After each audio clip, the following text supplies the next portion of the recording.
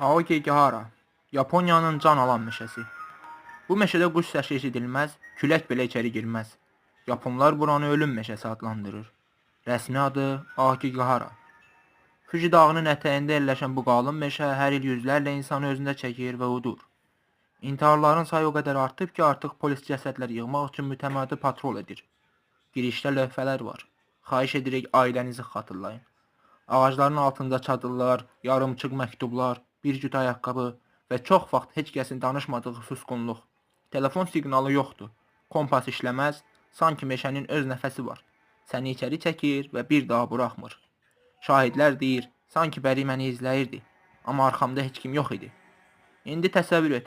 Gecə vaxtı fənərlə bu meşənin ortasındasan. Telefon sözür, səslər dayanır. Qaranlıq səni udur. Bu anda nə edərdin? Qaçmağa çalışardın? Yoxsa sadəcə gözlərini yumub ruhların səssizliyinə təslim olardın?